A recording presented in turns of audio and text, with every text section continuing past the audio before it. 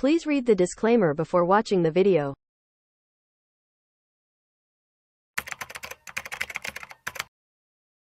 स्वागत है आपका हमारे यूट्यूब चैनल पे। मेरा नाम है रोहित और आज हम बात करने वाले हैं पेज इंडस्ट्रीज़ के बारे में।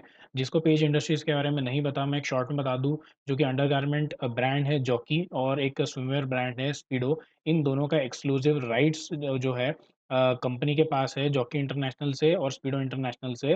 पेज इंडस्ट्रीज़ के पास में एक्सक्लूसिव राइट्स है उनके मैन्युफैक्चरिंग, उनके सेल्स, उनके मार्केटिंग का। ठीक है? तो ये दोनों बहुत ही फ़ेमस ब्रांड्स हैं और हम directly company company page industries के बारे में हम लोग डायरेक्टली स्टडी करते हैं। तो यहाँ पे हम सीधा सबसे पहले बात, इसका चार्ट खोलने पे हमें ये दिखता है कि इसका जो प्राइस है 37,400 के आसपास चल रहा है। बहुत सारे लोगों को 37,000 का ये शेयर सुनते से ही वो लोग ये डिसीजन ले लेते हैं कि यार इतना महँगा शेयर तो हमें खरीदना ही नहीं है, क्योंकि 2-3 शेयर खरीदने में ये लाखों रुपए लग जाएँगे। बट ऐसा नहीं है।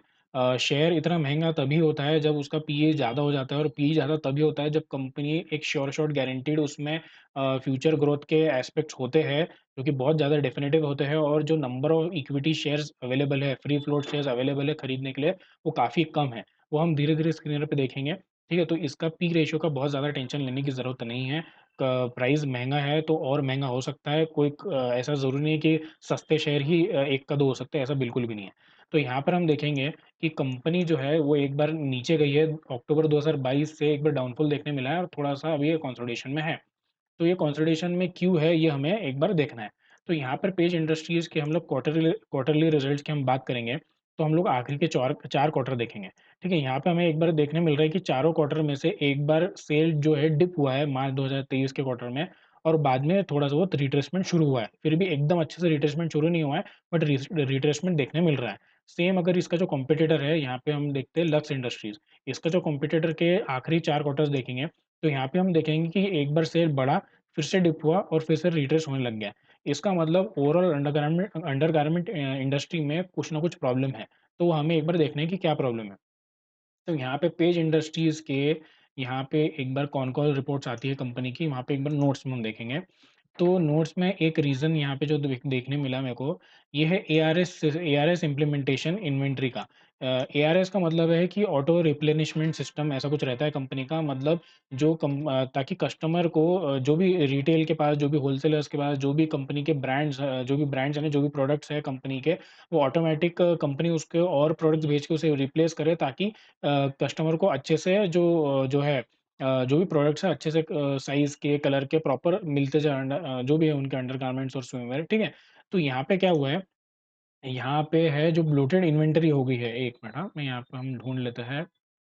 हाँ, there has been a disconnect between primary and secondary sales due to bloated inventory, but the company is focused on improving secondary sales to the correct distributor inventory. ठीक है? यहाँ पे the company has seen substantial improvement in distributor inventory, but specific numbers were not provided. ठीक है? यहाँ पे एक simple से समझने की बात ये है कि प्राइमरी सेल मतलब आपका रहता है कंपनी से डिस्ट्रीब्यूटर या होलसेलर, वो हो गया प्राइमरी सेल।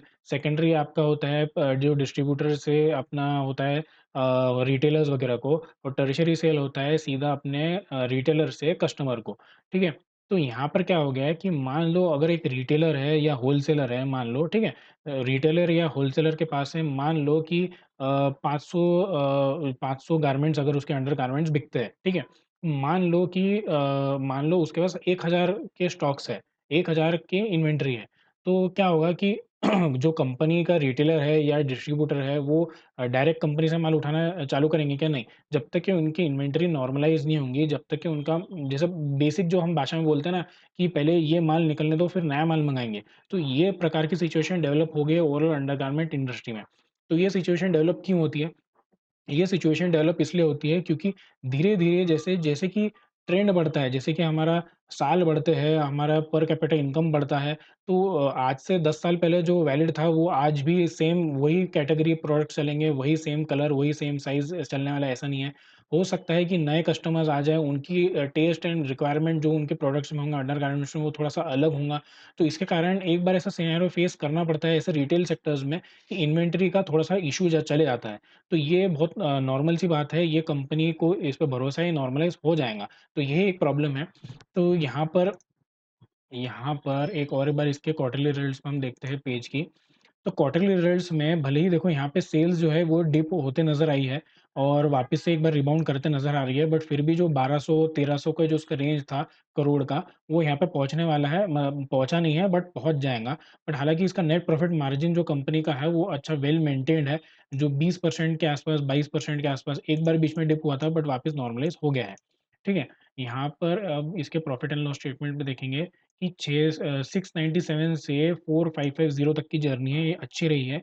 ये ट्रेलिंग 12 मंथ्स बहुत हाईएस्ट नहीं रहा है क्योंकि वही सेम जो रेवेन्यू कम हो गए हैं सेल्स के कारण, वो एक प्रॉब्लम थी। तो ये ट्रेलिंग 12 मंथ्स भी है, ये बाद में जाके इम्प्रूव होने ही वाला है। यहाँ पे प्रॉफिट बिफोर टैक्स भी वही सेम रीज़न है कि सेल्स कम हुए हैं इसलिए ये मैक्सिमम नहीं है, बट ये एक टेम्परेरी सिचुएशन है। ठीक है? यहाँ पे हाँ, यहाँ पे एक इंटरेस्टिंग बात ये देखने मिलती है कि यहाँ पे फ़िक्स्ड एसेट्स आप देखो, ये कंटिन्यूअसली बढ़ते जा रही है और कंपनी ने यहाँ पे सेल्स कम होने के बाद में कंपनी ने यहाँ पर आप देखो 150 करोड़, 198 करोड़ के आसपास का यहाँ पे सीडब्ल्यूआईपी है। तो कंपनी का जो इससे ये मतलब कंपनी के सेल्स कम हुए हैं, ठीक है? ये बात हमें पता है कि कंपनी के सेल्स कम हुए हैं। इसका रीज़न हमें पता है कि इन्वेंटरी जो है वो थोड़ा-सा मेस्ड अप हो गई इन्वेंटरी, इसके कारण वो जो कंपनी से माल डायरेक्टली डिस्ट्रीब्यूटर या रिटेलर्स नहीं उठा रहे। तो वो जब उनका माल खत्म हो जाएगा, उठाने लग जाएँगे। तो मीन टाइम कंपनी क्या कर रही है, कंपनी आइडल नहीं बैठ रही है, कंपनी अपना जो डिस्ट्रीब्यूशन नेटवर्क है, कंपनी का जो मैन्युफैक्चरिंग प्लांट्स है, जो भी उसकी बिहाइंड द कर्टन जो ऑपरेशंस चलते हैं, उसमें स्ट्रॉन्ग कर रही है, ताकि जब डिमांड आए रिटेलर्स से, होलसेलर्स से, जब भी डिमांड आए, तो उसको सप्लाई करने के लिए वो एकदम सक्षम रहे। तो इसलिए यहाँ पे आप देख सकते हैं कि यहाँ पे मार्च 23 और सितंबर 23 में यहाँ पे इतना 150 करोड़ और 198 करोड़ आप देख लो, इतने टाइम में आज तक की कभी कंपनी ने इतना एक्सपेंशन पे पैसा नहीं लगाई, जो कि बहुत ही प्लस पॉइंट है। ये गारंटी करता है कि फ्यूचर सेल्स डेफिनिटली इंक्रीज़ होंगे। ठीक है? अब यहाँ पर हम देख लेते हैं इसके 1 मिनट। हाँ, यहाँ पर आप कंपनी के एक बार इस पे चले जाते हैं हम एक कॉनकॉल रिपोर्ट के पीपीटी पे, तो यहाँ पर भी हमें सेम रीज़न फेस करने मिलेंगे। यहाँ पे देखो consumer demand in the apparel industry continues to remain subdued, यानी डिमांड्स कम हो गई है, leading to overstock situation thereby impacting industry health. This continues to result in unsustainable operational trends. We expect the festive season to potentially catalyse turnaround in sales. अभी जो है दिसंबर महीने का जो क्वार्टर का रिज़ल्ट है वो आने का है और मतलब अभी दिसंबर महीने ही चालू हुआ है, वो जब आ जाएगा तो तब हमें दिखेगा कि सेल्स बढ़ चुकी रहेंगी और एकदम से स्टॉक के प्राइस में हमें वहाँ पे थोड़ा-सा फ़र्क देखने मिलेगा। ठीक है? तो यहाँ पर और नीचे जाते हैं, जैसे कि 1 मिनट। हाँ, जैसे कि आपको उसका जॉकी का पोर्टफ़ोलियो को तो सभी को पता है कि क्या पोर्टफ़ोलियो है, ये उसका पोर्टफ़ोलियो आप एक बार स्क्रीनशॉट लेके या वीडियो स्टॉप करके आप देख सकते हैं। तो ओवरऑल मैं बहुत ज़्यादा कंपनी के बारे में बहुत ज़्यादा डिटेल में बात नहीं कर रहा हूँ क्योंकि ये वेल नोन कंपनी है, जॉकी एक वेल नोन ब्रांड है, सबको बहुत अच्छे से पता है। तो सीधा एक बार हम लोग टेक्निकल एनालिसिस पे इसके चले जाते हैं। हाँ, एक और इम्पोर्टेंट बात है इंडस्ट्री को रिलेटेड बताने के लिए। सबसे पहली बात देखो, ये हम बात कर रहे हैं जब हम पेज इंडस्ट्रीज़ की बात करते हैं, लक्स इंडस्ट्रीज़ की बात करते हैं या कोई भी अंडरगारमेंट रिलेटेड बिज़नेस के बारे में बात करते हैं, तो आप खुद ही सोचो कि ये जो ब्रांड है, ये जो प्रोडक्ट है अंडरगारमेंट, ये एक क्या बोल सकते हैं, एक ब्रांड लॉयल्टी वाला बात आ जाती है क्योंकि इसमें कोई भी इंसान जल्दी से स्विच नहीं करता है। इनफैक्ट अगर उसे कोई पर्टिकुलर कलर या पर्टिकुलर मटेरियल या पर्टिकुलर कट, जो उसमें अलग-अलग कट्स आते हैं अंडरगारमेंट्स में, वो जो पहनते आ रहा है स्टार्टिंग से वही वो आगे पहनने वाला है और इनफैक्ट वो मटेरियल में भी कॉम्प्रोमाइज़ नहीं करता है। मान लो एक थिन मटेरियल है, एक थिक मटेरियल है, उसे अगर थिक मटेरियल पहनने की आदत है, वो तो थिक ही पहनेगा, उसको थिन मटेरियल पहनने की आदत है, वो थिन ही पहनेगा। तो हालाँकि ये पॉइंट्स डिस्कस करने थोड़े-से अजीब लग रहे हैं, बट ये एक फैक्ट है। तो और हाँ, अब मैं ये कह रहा हूँ कि पर कैपिटा इनकम से भी सेल्स को फ़र्क पड़ता है। अब आप बोलोगे कि रोहित भाई ये क्या कह रहे हो? तो जब आप इमेजिन करो कि एक आदमी की इनकम मान लो, एक एक एग्ज़ाम्पल समझ लो कि एक्स अमाउंट ऑफ उसकी इनकम है। तो उसकी जो इनकम है मान लो 10 एक्स हो गई। तो और वो मान लो जब उसकी इनकम कम थी, वो लक्स के अंडर गारमेंट्स पहन रहा था। जब उसकी इनकम 10 एक्स अगर हो जाएँगी या इनफैक्ट 5 एक्स भी हो जाएँगी, तो वो ग्रेजुअली जॉकी पे शिफ्ट हो ही जाएगा। तो ये मेरा मानना है कि एक तो सबसे पहले बात इसमें ब्रांड लॉयल्टी रहती है और इसमें पर्सनल फ़ील और कम्फ़र्ट की बात रहती है, इसलिए इसमें कस्टमर जल्दी से स्विच नहीं करते। तो ये और दूसरा है कि जब आपका पर कैपिटा इनकम बढ़ता है, आप ये सब चीज़ें में पैसे खर्च करते हो, ये थोड़ा-सा एक लेज़रली एक्सपेंस वग़ैरह रहता है।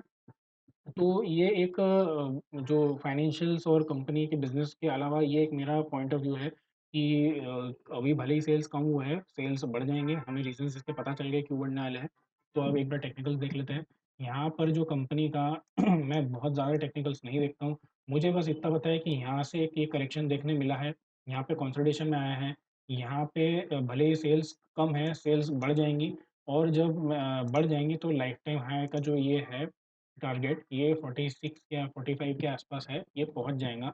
तो मैं इसमें बहुत ज़्यादा बुलिश हूँ, मैं इसे होल्ड करके ही रखूँगा।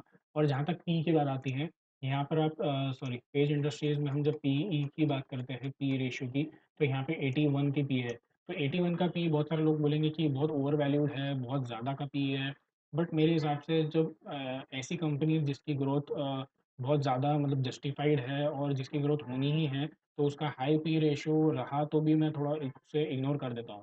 तो यहाँ पर मैं अपना 45% या जो भी अपना टारगेट लेके चल रहा हूँ, ये आपके लिए एक एडवाइस नहीं है ये स्टॉक खरीदने या बेचने की।